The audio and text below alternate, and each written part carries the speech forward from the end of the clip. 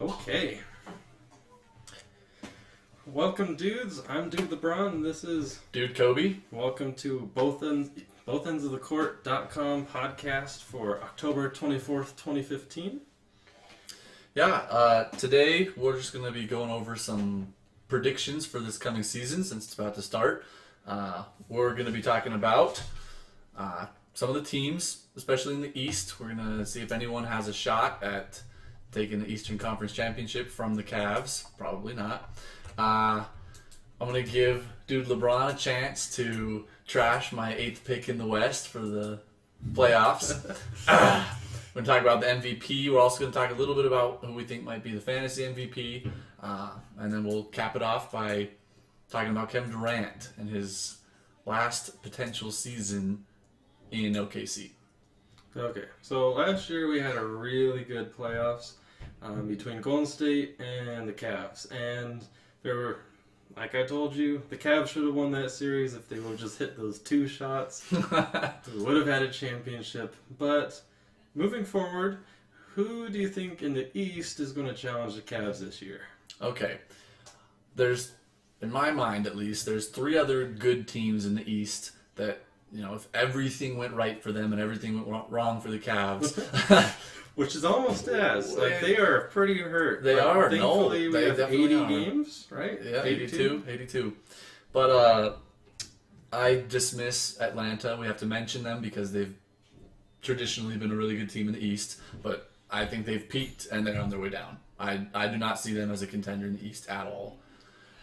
Yeah, that's all we can really say about the Hawks. I mean, obviously we need to watch some of the first few games, but True. I mean, with where the Cavs are now, I just don't see the Hawks being anywhere near. I mean, they even got destroyed in the playoffs last year, and they were the number 1 team on record. Yeah, they had home court advantage and still just got tore apart. So, but the teams that are better, the Washington Wizards, they're looking. I mean, they've had a steady climb for the last couple of years. It hurts to lose Paul Pierce, even though I detest Paul Pierce. But We all have our prejudices. we do. But he was excellent for them. He single-handedly won them some games in the playoffs. He was a veteran. He won a championship before, so that loss hurt. But if John Wall and Bradley Beal can stay healthy, they are one of the best backcourts in the league. Oh, yes. And they have some pretty decent centers. They do. Which is helpful for getting those rebounds when your 2 guys in the backcourt miss. Yes. And then another excellent team every year is the Chicago Bulls. I have lost faith in them, but they are a talented roster. I mean, I think you've lost faith because of Derrick Rose, and the only reason why you even give him any credit at all is Gasol. I love Gasol. And if it were me, I would choose the other Gasol, but I mean, if the Bulls are healthy, they can compete. If they're not, they're out. It's true. And did you see that Noah is going to be coming off the bench? Oh, wow. Yeah. Who's replacing him? Mirotic. Oh, wow. Yeah. Interesting. I can't decide. I haven't seen enough. I've seen them play a little bit in the preseason, but we'll have to wait, like you said, for the first several games to see how they flow. If their defense can stay up with a defensively lacking young guy starting like that. Pau Gasol is an excellent player, but he's not this young, spry, defensive stalwart. Derrick Rose isn't particularly good at defense, but Jimmy Butler solves a lot of defensive problems. It's true. Taj Gibson is an excellent defender. They have a good defensive strategy, and we'll see with the new coach if that continues. But we'll see. We'll see how that goes. And maybe Noah will get back to full health, and he'll be a killer off the bench. Yeah, I wonder if they're doing that just to bring more outside shooting and to kind of open up the lanes for Derrick Rose to cut. Yeah. Because whenever I see Derrick Rose take an outside shot, I'm like, oh, he probably could have just drove around that guy. But why did he bat? Oh, Yes. Why did he take that shot? I agree. So having him not with Noah on the floor will probably definitely help. So I can see that. Yeah, no, definitely. And then you have Noah on the second line when most people are like, wait, we can't even score on our second line. So Exactly. we have this defensive threat right in the middle. Yeah. So Give the new coach, Hoiberg, I think his name is, some credit for at least, trying to come up with a new strategy, since their old strategy hasn't been working. In the playoffs, at least, it hasn't. So, he's throwing a new wrinkle out there. We'll see how it goes. yeah, and I can't wait for Derrick Rose's next injury. I mean, we should have like prop bets on what it's going to be. Yeah. I mean, Something in his legs. It's always his legs. Okay, so I think. What do you think about the Heat this year? I was gonna get to them. I think that if both teams are at full strength, the only team in the East that could actually challenge the Cavs is the Heat because of their starting lineup. Their bench has some problems, but their starting lineup is really good on paper. They haven't played all together yet because Bosch was injured by the time Dragic was really into the lineup. Right. But on paper, they have an excellent lineup. Hassan Whiteside can play inside and rebound against even Tristan Thompson, who just re-signed. Sure. He's an excellent young Big center. guy, fun, energetic. Yep. But I think it's interesting because some of the Heat players know LeBron's strengths and weaknesses. that's true too. And we know that they're all good friends because he left on good terms. He did. And I heard an interview with Dwayne Wade, and he's like, "Yeah, we're coming for him," and he knows that. Yeah. So it's going to be fun to see how they coach against LeBron after they coached for LeBron. Right. They really once LeBron went to the Heat changed their strategy to focus around LeBron. Yep. Which was something that the Cavs before didn't do. And so it's kind of interesting because he gained that experience, and now he's Back bringing it to the Cavs. Back to the Cavs. And Yep. see how the Heat handle it. Yeah. I mean, they didn't handle it last year, but they were pretty much brand new. They were, and they got hurt. destroyed by injuries. Mm-hmm. Yeah. No, definitely. I think that's going to be the number 1 and 2 seed. Right. In the East. And, maybe the Bulls, they're a good regular season team. They might take a top 2 seed. But those are the top 2 teams in the East, in my opinion. And the Cavs have the edge, but the Heat are an actual rival, I think. I don't think that it would be a 4-game sweep like Cleveland was used to in the East last year. But, no. And that's it as far as the East. I mean, Indiana, their roster got shredded. Paul George is back, and I've watched a couple of their preseason games. He looks incredible. His athleticism is back. His defense is great. His shooting's been good. But we all know nobody wins with one guy. And I don't have any faith in George Hill. And I don't even really know that many other players on their roster. They're just... That's usually a problem when it comes to, can a team beat the Cavs, and you try and think about the roster, and it just escapes your mind, and you're like, yeah, they're not beating them if I can't even name any of the players on that team. I mean, I can name some players, but... the big guys, right? The big name guys. Yeah. The people that will carry your team. And we have role players, but I don't think Mahimi's going to take them 4 games in the playoffs. Monte Ellis has played well for them in the preseason. Yeah. He's been good, but he's a little guy. He's, they do not have the firepower that they did in the past, and they will not have the defense that they did in the past. They won on defense. Yeah, that's true. And they don't have it anymore. I mean, they were scoring 80 80 points a game. And Yeah. Rest in peace. Now, on the other hand, expect if Paul George stays healthy, because his team is nowhere near as strong as it has been, expect a huge season out of him. Yeah. And that brings up an interesting point, because when we think about who is going to be the MVP this year, and then you think, what is the MVP award really about? Because, as we mentioned before, one player can't win a championship. It's always more like a team. Mm-hmm. We saw that with LeBron in his early career. He carried the Cavs, and then they just got shredded by teams. It's true. It's true. Even Michael Jordan, who most people say is the best player of all time, he did not win until Scottie Pippen was on his team and playing well. Right. He didn't. And then he won a whole ton because he was really good. But it doesn't matter how good you are, I don't think. It's not golf. No. It's not a one-man show. And it's not even like baseball where if you have a dominant pitcher who can just destroy the other team by himself, you can win games on that. Yeah. You don't do that in basketball. It just doesn't happen. I mean, the league is just so competitive now. I mean, maybe if you were to put like LeBron or Michael Jordan in the 60s, yeah, they would have won 11 championships like Bill Russell. I mean, Yeah. the talent was, in my opinion, sorry, Bill Russell, it wasn't as good as it is now. The techniques are not there, the strategies and coaching. Even the athleticism. The athleticism, it's intense. And so, like, if you were to put like any of the superstars in the league this year on the Bulls in the 90s, they would have won 6 championships. Yep. But like, they were a team.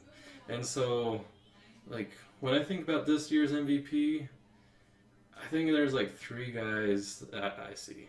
Okay. I see Curry, because it's hard to go back. Yeah. Unless The you got incumbent hurt. is always Yeah. a strong case for Like MVP. Kevin Durant, he got hurt, so he wasn't able to be MVP the next year. Right. And then I see James Harden. I mean, he's the Players MVP, Yeah. because I mean, which I don't. I guess I understand it. If I was playing against him, I'd be frustrated because I'm like, I didn't foul you. But How did you win the MVP To a- at the foul line? to I'm a just kidding. point, I think almost every superstar is that way. That's true. I mean, you watch, and I love Kobe Bryant, but you watch old film of him and like, did they even touch him, let Oh my alone gosh. foul him? LeBron James, it happens with him. Yeah. Anyone who drives or shoots who is a superstar will get more calls than they probably deserve. And I don't think that's even that the refs are necessarily biased. It's just these guys move so fast. They shoot so much. They drive so hard to the basket. Right. The refs are like, well, this is the superstar. He just did something and didn't make it, so maybe he got fouled because I can't see in hyper speed. And then I guess my third pick would be LeBron, because, in my opinion, he's the most valuable player. I mean, whichever team you put that guy on, he elevates. You take him away, the Heat missed the playoffs. Cavs missed the playoffs for years and got 3 first draft picks out of it. Yep. Which was nice for him to come back to. But, like, who do you think? Those 3 guys are there, and I would put Anthony Davis in as well. He's not on a super strong team, but he probably will drag them to the playoffs anyway.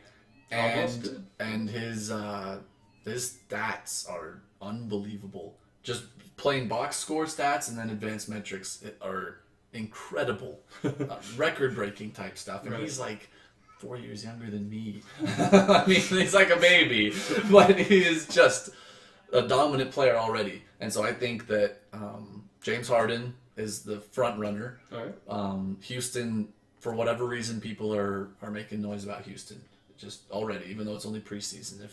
If Dwight Howard gets his sore back better and everyone stays healthy, they are a really good team. Beverly is back, and that makes a big difference because, against Golden State in the Western Conference Finals, Curry did whatever he wanted.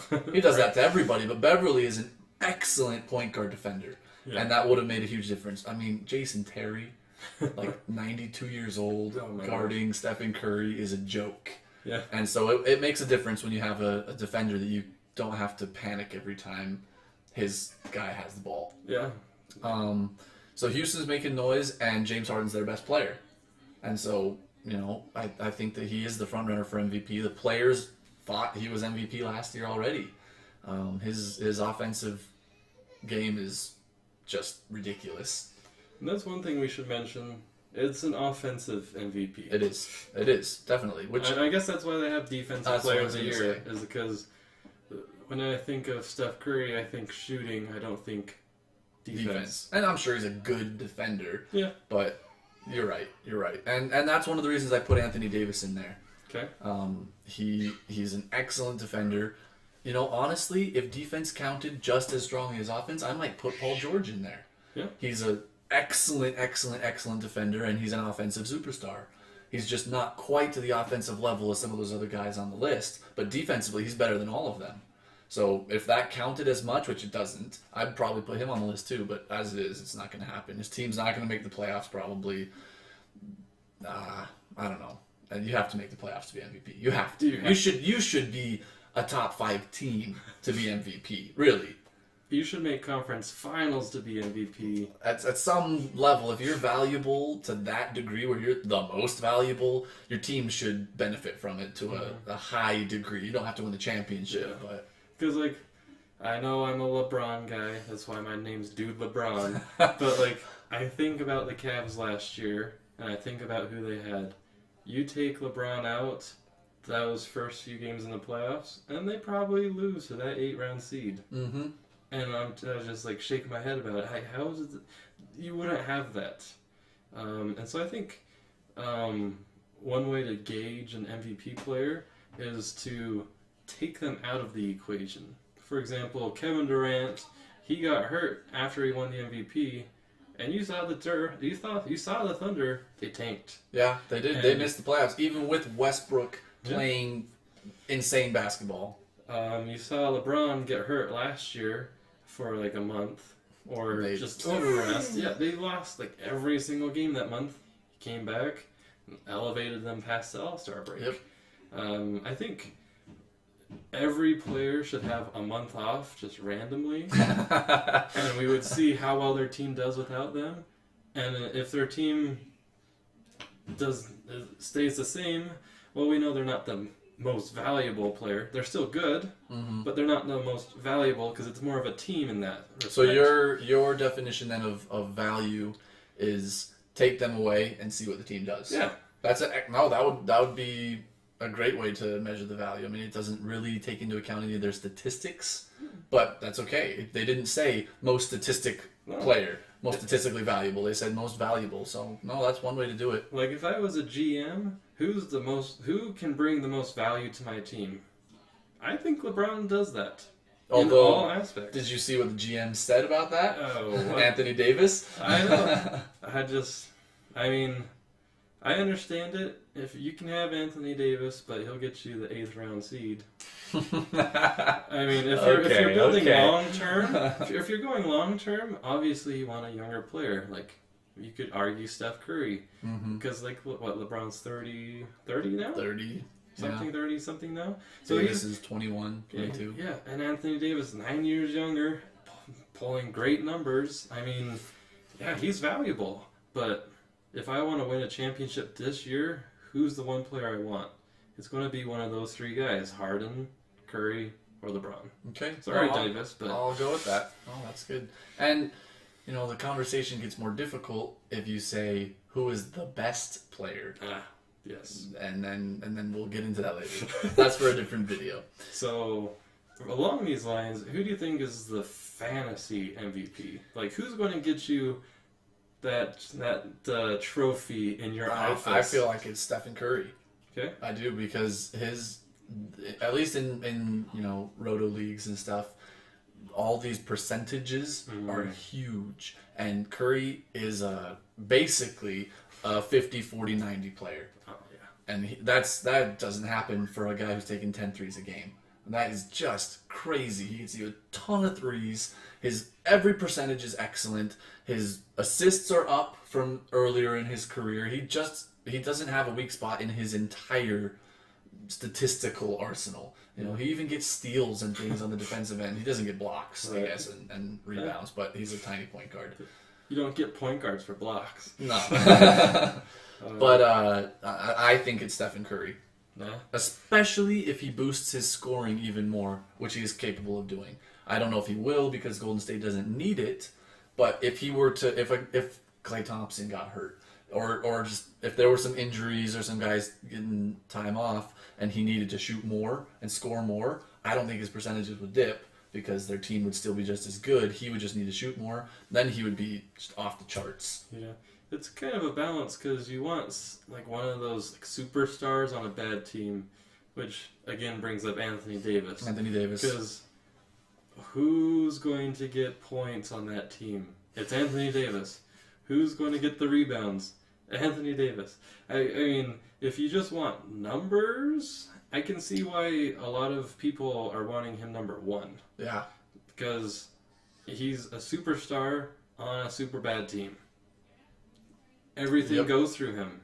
He touches it like every single It possession. does. So, like, if you have that, you have the numbers that boost your stats in fantasy. I Yep. mean, yeah, we have really good players in this league, but they're on really good teams, and it kind of hurts them in fantasy. It doesn't hurt them in real life because they get to the conference championship Yep. and win a trophy, and you're like, oh, well, which do you want? And there's guys, I think about even Blake Griffin, hmm who's an all-around talent Right. on the basketball court. He has even raised his free throw percentage up significantly, and he's on the Clippers, a very, at least now, deep team with Right. other legitimate stars. If he were playing somewhere else, I mean, just imagine. I know. He has the talent to get numbers like anybody else in the league, but he doesn't need to because that's not what the system calls for. They're well coached. They have a dynamic offense, the best offense, at least as Yep. of the end of last year. So he doesn't need to. But no, definitely. But I still would go with Stephen Curry for this year for fantasy. And then one more point about MVP is the Olympics are coming up pretty soon, and you get all of the best players on that team, and then you kind of see who elevates themselves. Yeah. Like Kyrie Irving in Brazil, he did that, right? Yep. I mean, he just came out He did. firing, and like you look at that team, and it was just full of superstars. Yep. And then there's Kyrie. I always in there. think of Charles Barkley back on the Dream Team. Mhm. There were bigger names than him on that team, Right. but he crushed it for the Dream Team. He was their statistical leader. Yeah. He led them in scoring almost every game, rebounding almost every game. And if you asked a random person who was a big basketball fan, who do you think was the best player on that team? Who played the best? Everyone would be like Michael Jordan. right, just default. And talent-wise, yeah, he was the best player on the team. But who played the best during that entire series, if you want to call it that? Yeah. Charles Barkley. And so it is an interesting dynamic to look at when superstars play together. And I do not count the All-Star game because doesn't count. It's Well, fun, but it doesn't count. Any game that scores 160 points each team Yep. should not count for any statistical purpose. No, nothing. And, Yeah. and it's fun. It is fun. All-Star It is MVP. They're, The rookies, though, they have some fun. Like, They I remember do. when Kyrie crossed that guy up. mhm. It just- I still remember that. Oh. Yep. I mean, I might have to put a little... I like Kyrie. He might be an MVP candidate if Kevin Love or LeBron is hurt. Because That is true. who's going to carry the Cavs? It's going to be one of those three Yep. or all three.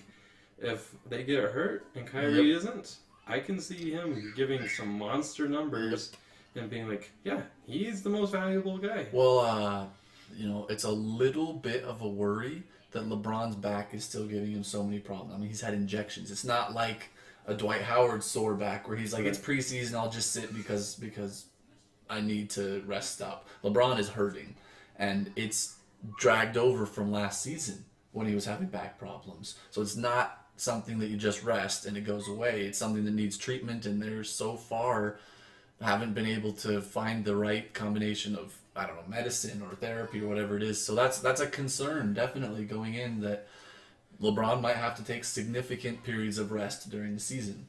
I mean, statistically speaking, LeBron is playing on like crazy minutes. He's been to the finals how many years in a row now? 5 years in a row, I believe. And then he had been with And he them went to the previously Olympics. with Cleveland before he had gone to the finals. Yeah, he played in the Olympics for the summer. I mean, this guy is a beast right now. Yep. He is playing so many minutes, and like especially last year in the playoffs, two of his guys get hurt, and it's just him. And The older he gets, the more he needs to not do that. right, And play all these minutes. Look at Kobe Bryant. Generational player, played ridiculous minutes at a advanced age by basketball standards, and he has been injured and injured and injured. A guy who historically didn't get bad injuries. He spent most of his career without a significant miss a lot of time type injury. And you know, LeBron's only 30, but he's getting to the point where he's had so many minutes that he might start to be more susceptible to bad injuries if he's not careful. It happens to really good players. Yeah. And sometimes they're never the same again. Look at Tracy McGrady. He was in the running for best player in the league, and he never got over those injuries, ever. He came back a few times and just never did anything. And so I hope, even though I'm not a LeBron fan, I hope for his sake and his team's sake that does not happen to him, but his coach needs to be more careful. Yeah, and it'll be interesting when he takes December off again and see how the Cavs do, right? Yep. Well, if Love and Irving are both healthy during that, I don't see a problem. It's the East. I do not see a problem. And they don't. I don't think they're missing the playoffs. No. And they don't care if they're not the number one seed. One reason being, they're probably not going to have a better record than whatever team comes out of the West. So they will not have home court advantage in the finals, and they're not scared of anybody in the East.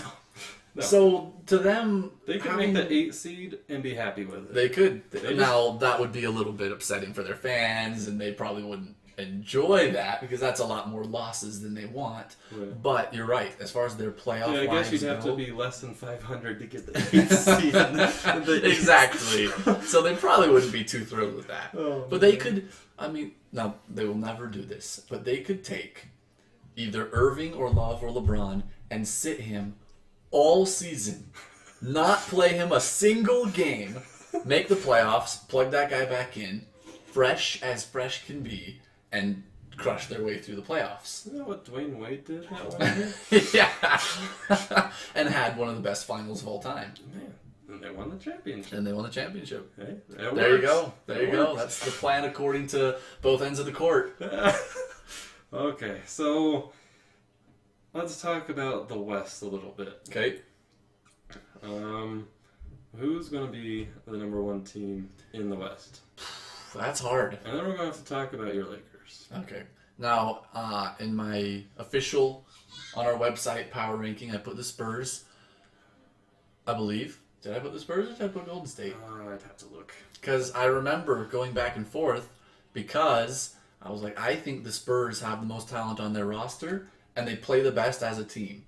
But they sit their guys constantly, as they should. They're an older team. They need to not have heavy minutes. They need to not have Tim Duncan playing 82 games. But that does make it so they lose some games that they'd probably win if they played their whole roster. And so I think I ended up putting Golden State because of that. And I'm now hesitant even on that. It's too hard. The top teams in the West are so good. Houston is just as good as those two teams, I think. They are deep. They are hungry. They had a large amount of success last year. Dwight Howard, for whatever reason, the last couple of years has been a great center during the regular season and absolutely dominant in the playoffs. Right. He has been incredible in the playoffs. And so I just think that if he keeps that up and their core stays healthy, they are unbelievably talented, and the other teams in the West should probably pay attention. Yeah. I mean, there's 5 teams that we know for sure are going in the West. Mm-hmm. I don't understand why the Lakers are 8. I mean, maybe if you moved LA out east, they might make the 8th team in the East. Oh, you have too much faith in your Bryant guy. Well, I mean, maybe let's say he gets hurt early season and then carries them after the All-Star break. But if they aren't anywhere in competition at the All-Star break, they're not making it. no, I if I were to be perfectly honest, with no bias whatsoever, I would not have put them as the 8th seed. I wouldn't have. Despite having watched some actual fun competitive games in the preseason that were a happy surprise, I wouldn't put them as the 8th best team in the West. I only put them there because I am a fan and I think it is possible. If I didn't think it was even possible, I wouldn't have done it, no matter how badly I wanted to. But I think that if they gel very quickly and stay healthy and a couple teams, it doesn't have to be every team, but a few teams ahead of them struggle for whatever reason, whether it's health or just cohesion as a team or coaching, whatever it is, then the Lakers could make the 8th seed. Yeah. If a few teams have big problems and the Lakers don't, I can see them making the 8th seed, honestly. And so, is that likely that they're going to be really lucky and these other teams are going to be unlucky? No, that's not likely, but it could happen, and I'm a fan, so I put them there. Well, I wish you the best of luck. And as long as Kobe isn't breaking it off the side of the backboard, He's I had to old. say it. He's old. first shot of the season, that maybe they might make it. Okay, so I think we only had one more thing left. Yeah. Which was Kevin Durant. His contract is coming up here pretty soon, which sets him up for the new CBA and their huge TV deal. Yeah. So- People are talking about his $200 million contract he could possibly sign. I mean, it's big time. So, do you think he follows money, follows a team, or stays loyal? Then obviously, if you're going to follow money, you'd go somewhere like the Knicks or the Lakers and get that max deal. And right now, both of those teams are just garbage. Yeah, he's not going to those two teams. This is not going to happen. But if he wants like a good team, like maybe he might go home, kind of like what LeBron did, go play in DC with that core of guys and elevate them in the East to something that can even further compete with the dominance of the Cavs. Right. Or he kind of stays true to his buddy Westbrook. Yeah. And, there's big talk that he'll just sign a 1-year contract so that him and Westbrook and Ibaka will go into free agency at the same time. And in this new era of basketball, players talk to each other. The guys who are friends, they plan. Look at the Heat. They plan it out. And so I don't buy the Washington thing. I don't think he's going to leave a really, really good team to go to another really good team. It doesn't make any sense. Okay. If he leaves, I think he will go somewhere that's already a championship level team. Okay. I think he'll do something like Aldridge did. I really do. Chase that money. Chase that ring. The ring. The ring is what I think he wants. And I don't know that, but I would suspect that if he leaves Oklahoma, which I don't think he will, honestly, but if he does, he will go somewhere, preferably in the East because the competition's weaker and he knows that. But how funny would it be if the Rockets somehow got that guy? Oh my gosh. Come on. I was thinking about that this morning, actually. If you had the best small forward in the league, Yeah. did you catch that? Yeah. The best shooting guard in the league, and one of the top centers in the league all on the same team, it's unreal to think what they would do.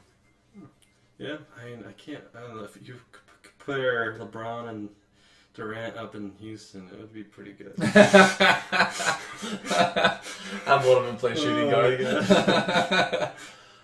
No, but honestly, I don't think he's going to leave Oklahoma. I don't think, unless, what if they struggle really bad this year? What if they are a 6, 7, 8 seed in the West? Everyone just has assumed, he's back, so they'll be a top 3 team in the West. Yeah. I don't think that's the case necessarily. I really don't. They don't have the continuity that these other top teams have. They also have Durant, Westbrook. That's it. That's it. I'm sorry. Cantor? No.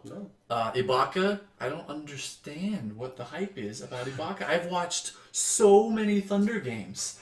And I'm like, this guy is the third superstar for their big 3? It makes no sense. Reggie Jackson was better than Ibaka, and they let him fly away. They let Harden fly away. They let Harden fly away, and he's a possible, if not probable, MVP.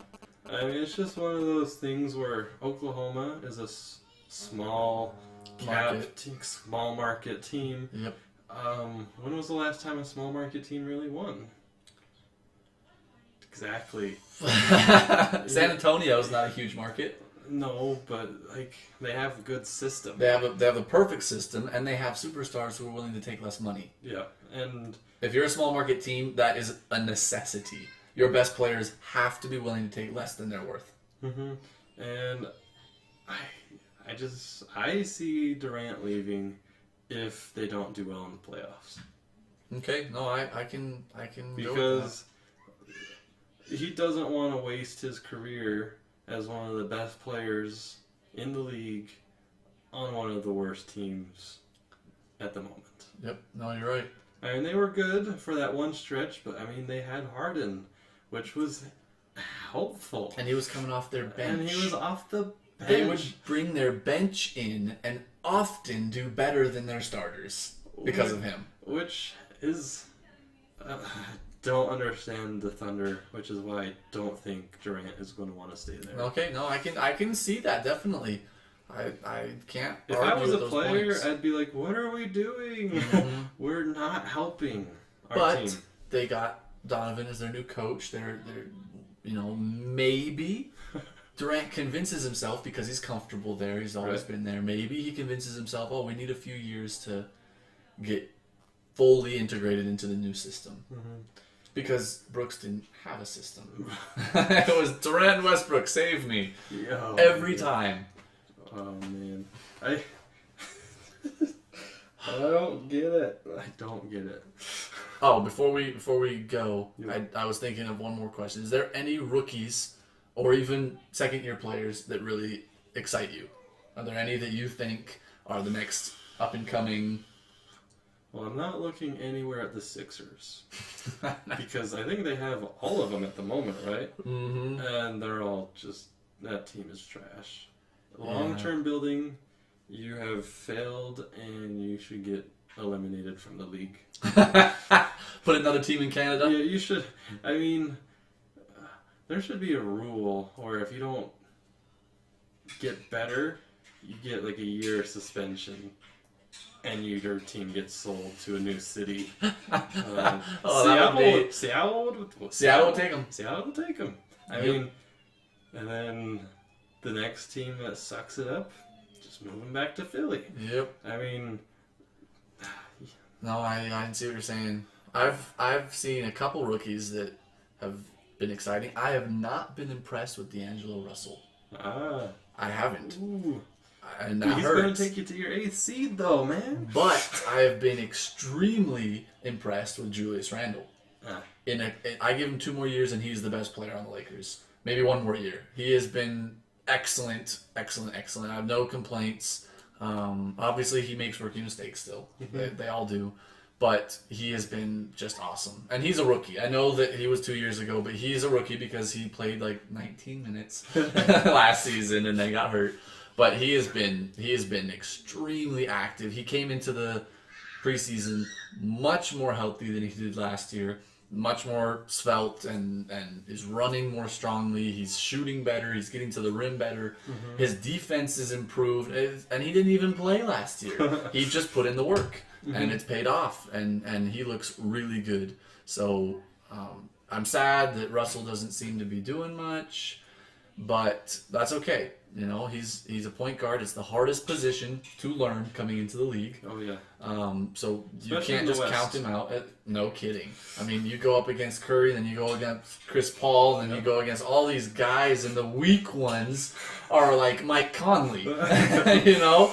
And it's just not fair. But no, you have a point.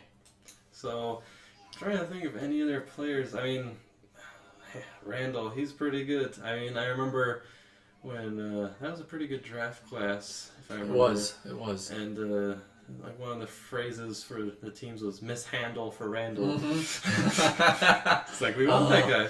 So let's mess up. I mean, I know Kyrie is like, maybe we could adjust the question to more of who do you think is going to be one of the more improved younger players? Okay. I see Kyrie because he's just so much fun to watch. Sick handles, sick shooting. Anthony Davis, he's new. He's going to keep getting better. That's scary. Like even like what John Wall came out like same year as Yeah, Kyrie? John Wall's a fairly new player. I mean, he's been in the league for a little while, Okay. but he's young and he still has room for several more years of improvement before he kind of hits his. Like I see this like new age of the NBA. I think they're going to take off this year. Like I Okay. think we're going to see, and a lot of it's due to the media coverage of these guys. Is it's like, oh, this guy's actually fun to watch, Yeah. so we're going to cover it, Yep. and we're going to hear about it. Well, no, the new age. It's interesting to see that there's not a continual shifting of who's the best players. It seems like there's kind of a group that is seen together. I mean, a few years ago, Carmelo Anthony was one of the best players in the league. Yeah. We haven't seen him do much in a long time, and I'm sure he's still extremely talented, but his team is terrible. They're just in disarray, and he hasn't been able to dominate like his talent should. And he's getting old enough that he's going to start to digress. Yeah. And LeBron James is at his peak, but he's not going to get any better. Kobe Bryant's well past his peak. He's old. The old guard, I guess, is moving on. Dwayne Wade, still an excellent player, but he's not winning championships by himself anymore. So definitely there is a new group of players that's taking over. Yeah, it's interesting. Like, you don't see a player re-peak. Right. Like LeBron, he's at his peak for like the last 10 years, I swear. Like he hasn't ever gone down. Like I see like Derrick Rose, he reached a peak, got injured, and we just haven't seen the same. Yeah. Like Dwight Howard, yeah, he's still a good player, but he's not the peak that he was when they beat the Cavs that one year. Yeah. Where it was just this. He was top 3 player in the league, Yeah. and he's not now. He just isn't. So like, I'm just trying to think who's going to be that next peak player, because like the peak players are there, they're going to stay there probably this year for sure. Mm-hmm. Like I don't see LeBron losing momentum. Right. But I'm just trying to think who's going to join the Curry, Harden, LeBron of this of the league. Okay. Do you think Durant could re-peak, or do you think he's just going to stay as a super good player? That's a hard question because Do you think Davis will elevate himself to a peak where he gets like third place in the conference? that's hard. Davis, if he stays healthy, yes, he will join that group of the best players in the league, the face of the league. I think Durant will rejoin it. I really do. Which will be fun to see because we haven't seen one of those players I in a while. know. Sorry, Bulls fans. I'm trying to think. Kyrie Irving, extremely exciting player. I see him possibly making the peak this year, dependent on how much the Cavs need him. Right. There's a few other players. I am a huge Paul George fan. Always have been. And part of that is because of his defense. I was reading a story the other day, and they were talking about how if he gets back to full strength, he's one of 2 players who you can just line up with LeBron James and say go at it, and he doesn't get toasted every play. Oh my gosh! Still gets toasted sometimes. Yes, but it's like stopping yeah, a little bit. It is him and Kawhi Leonard. That's it. There's nobody else. Jimmy Butler's too small. He gets eaten alive in the post. Iguodala played incredible in the finals against LeBron, but he had an incredible defensive team everywhere. It was like, Iguodala, do this. If he beats you, we'll triple team him. All right. But I'm not taking away from Iguodala. He had an incredible defensive series and even offensive. He was great. But there is only 2 guys. Paul George and Kawhi Leonard, who you can say, guard LeBron one-on-one. We're not helping you.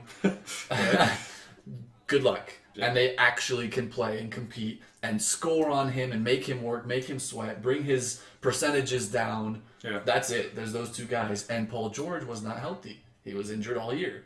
And so if he gets back to full strength, I like him because of that. You can say, go guard Kevin Durant. We're not going to send double teams. Go guard him. And then score on him when he's guarding you. And he can do it. And so he's an exciting player for that reason. And I like that he is just as good and tries just as hard at defense as he does on offense. And that's not required of every player.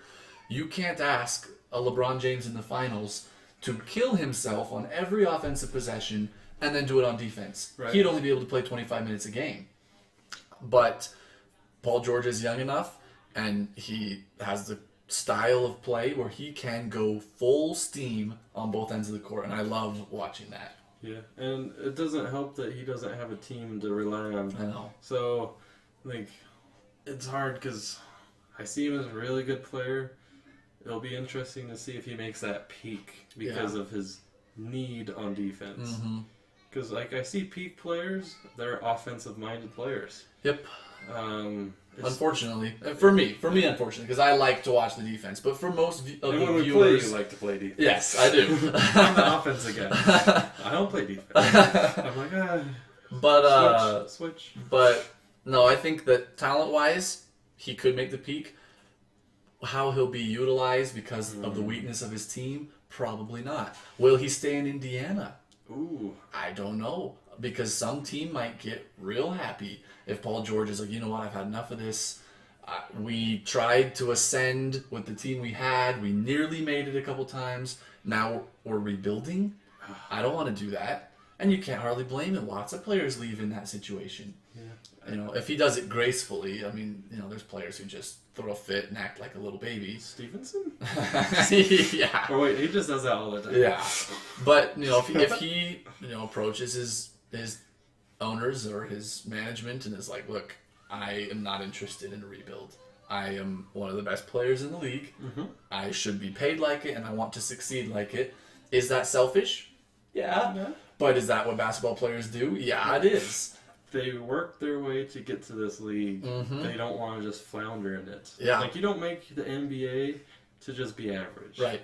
Like, You these want guys, to be the best. like, all their egos are through the roof. And you know, I only mentioned the gracefully or doing it kindly part because LeBron had every right to leave Cleveland the first time. Mm-hmm. He just didn't do it nicely. And so people shredded him. And they shouldn't have. But he didn't do it politely. He was kind of rude. And so he got destroyed for like 2 years. But then he went to Miami, did really well, built up his reputation, and then he's like, oh, Cleveland's good again. At least they have good players. I'll go back. I'll go home. I'll rebuild my reputation here in this city, and now he's a beloved player again. The hypocrites, you're Cleveland. You're all hypocrites. It's true, they are. You haven't had a good sports team in any category. You haven't won a championship in like 50 They years. may be hypocrites, but they're desperate hypocrites. You gotta give them a little slack. You haven't won a championship in 50 years in any category. You shouldn't have burned those jerseys. Yep, it's true. Anyway, but that's all I'm saying. If Paul George leaves, if he isn't careful and if he doesn't do it in a way that is polite and non-insulting to the city of Indianapolis, he will be a hated player. Yeah. And, you know, to some degree, at least in Indiana, they'll hate him anyways. But I think that he would be an underrated superstar pickup on some other team if he were to ever leave. Mm-hmm. Maybe he could go join the Thunder, be the sixth guy, and just carry that team, right? There you go. Just be like, what are you doing, Thunder? You're doing it wrong. Join the Thunder. Oh my God. Now, if Westbrook and Durant were still there... Yeah, I see. Like, man, you put some players together. If I was a billionaire and had my own team, I would run it. Just build super teams? We'd have the best. I'd pay that salary cap. Oh, I'd pay that luxury tax. Got myself That 5 luxury championships tax. in a row. Yep.